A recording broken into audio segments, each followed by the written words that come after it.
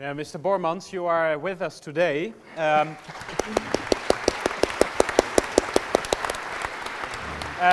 you are a global ambassador of happiness and quality of life in your words. And you travel the world to inspire governments and organizations. You're the author of the World Book of Happiness. So let's speak about happiness. Leo Bormans.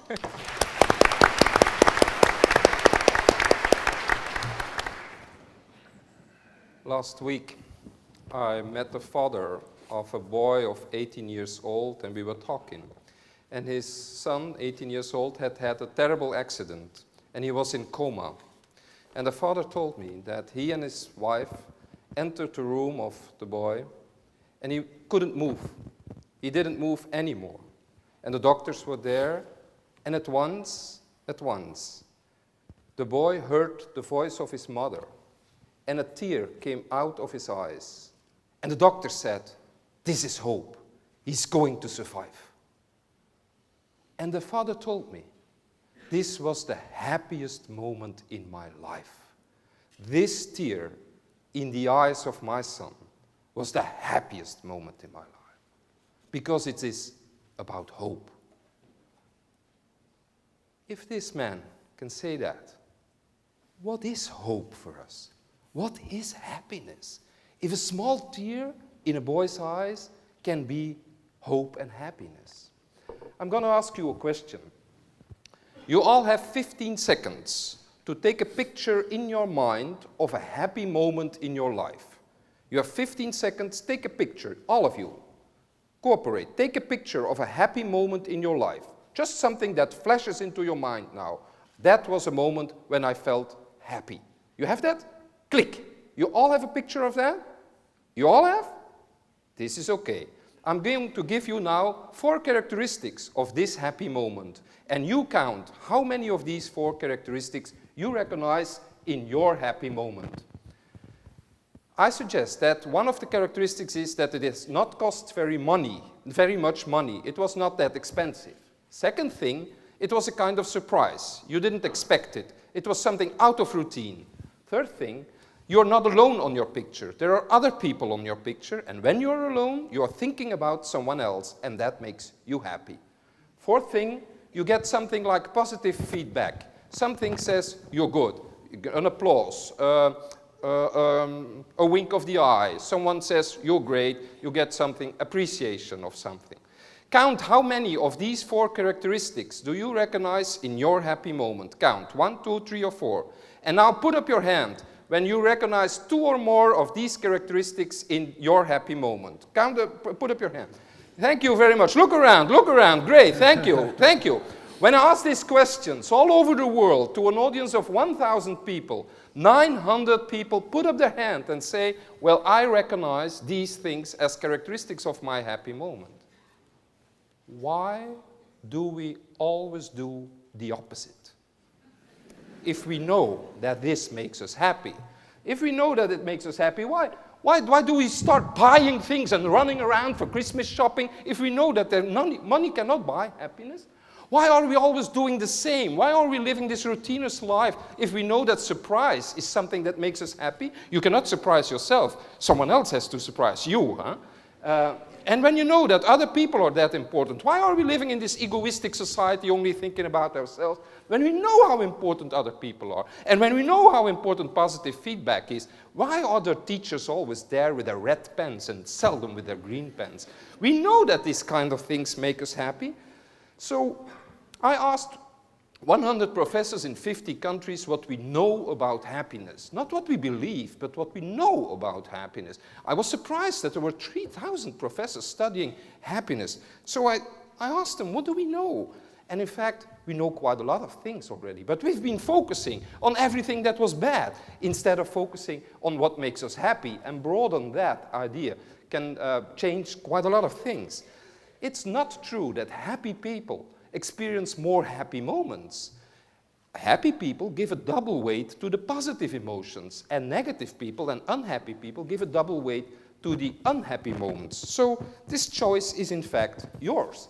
And this is not about power, it's about empowerment. You are an ambassador of creativity, you're an ambassador of courage, you're an ambassador of smiling, you're an ambassador of humor. You are all these people full of talents, and we should empower these things, and we can create a very great power. Because happiness is not something for the happy few. It's for all of us, all over the world. You cannot be happy in a world surrounded by people who are unhappy. So let's move something to that. So I was really glad that Mr. Van Rompuy sent my book to all world leaders, and even to Barack Obama. And now I'm traveling around as an ambassador of happiness and quality of life.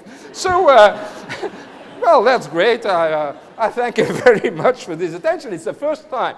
It's the first time in world history that the United Nations have published a report on world happiness in April of this year. And it's full of serious statistics. It's about economics, sociology, and real science. So let's go for this. This is not something stupid anymore. This is not for the naive. I'm not running the country. I'm not driving the country with a car full of balloons. It's we have to be realistic about things. There are some things going wrong. And when we're talking about gross national product, we can talk about gross national happiness. I just returned from Bhutan in the Himalayas, where I was invited by the government to talk on this. Their first rule in their constitution is, we don't do things when people don't become happy of this. That's the first rule. And that's not that very stupid. It's a very beautiful country. And it's all based on harmony. When we're talking about education, it's about knowledge and about values. When we're talking about health, it's about physical health and mental health. Everything should be in harmony.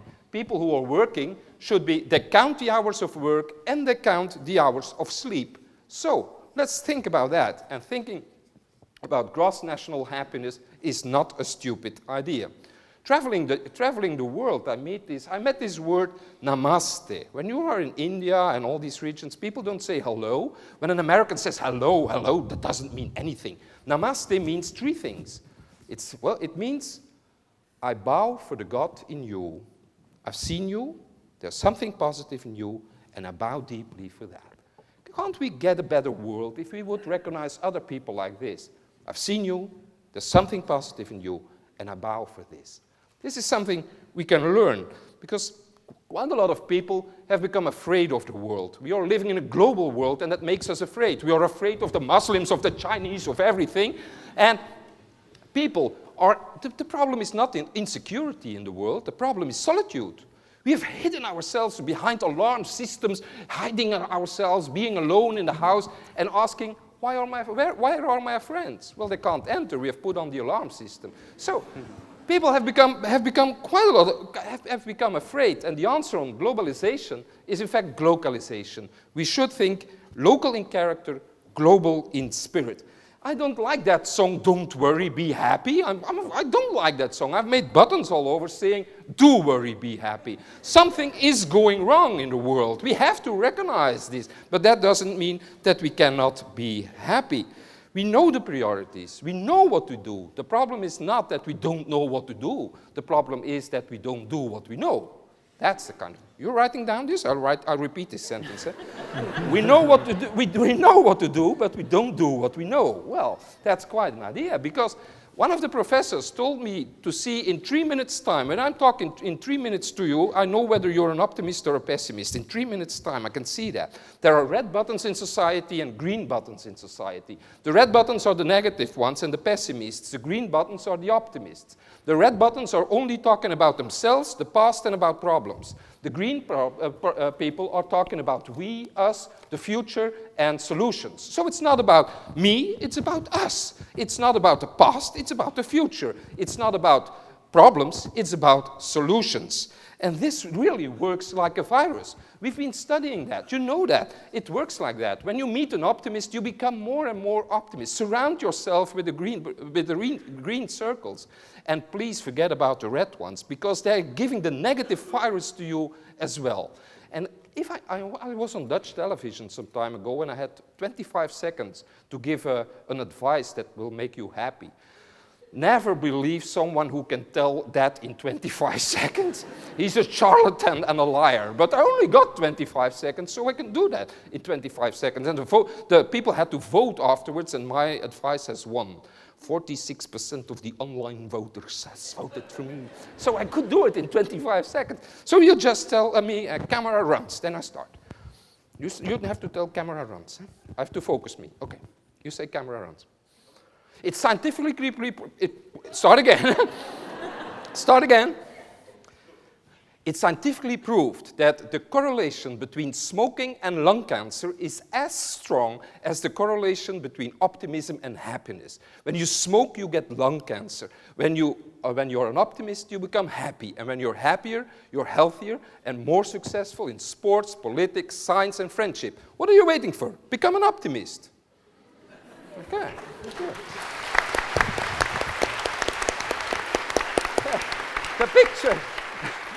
The picture of the year was for me this shepherd in China. His dog is dead, but he has no money to buy a new dog, and he bought a poster with a wolf. Now we are the sheep, and the media, the journals, the papers are the paper wolf running around us. They make us afraid.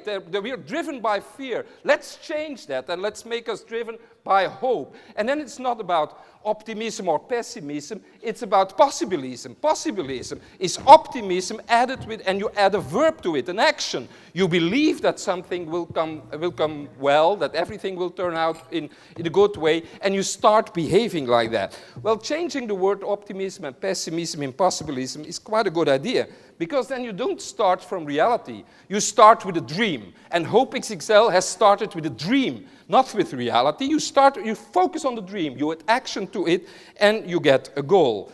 The things we know from happiness studies is that these countries are not the happiest countries. The happiest countries are countries in which there is more trust and more equality in the country. It's not about sunshine, it is about quite a lot of other things. Happiness is not some butterfly that's coming to sit on your shoulder one day. Eh? It doesn't work like that. We have to do something. We thought that happiness was something about pleasure. Well, that's not true. Sex, drugs, and rock and roll, I hope you have lots of it, but you won't become happy. It's no durable happiness.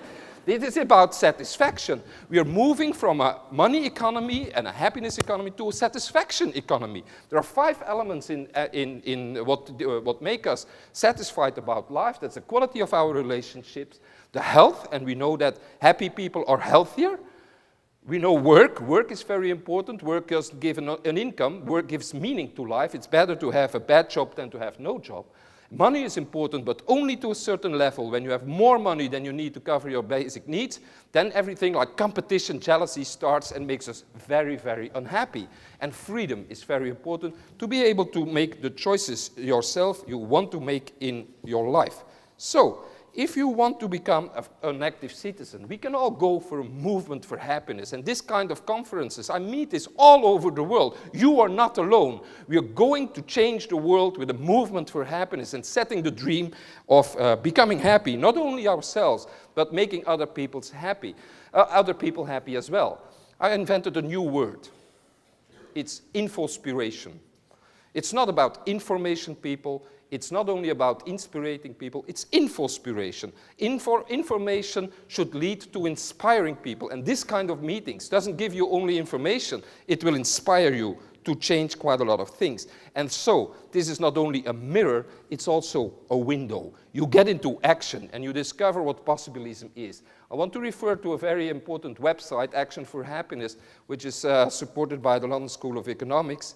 And you'll find lots of ideas there to become active citizens. Active citizens are taking over the world, and you are active citizens. Active citizens are challenged. When you want to become an active citizen, you need a challenge, you need a capacity, and you need a connection. You will never change it on your own.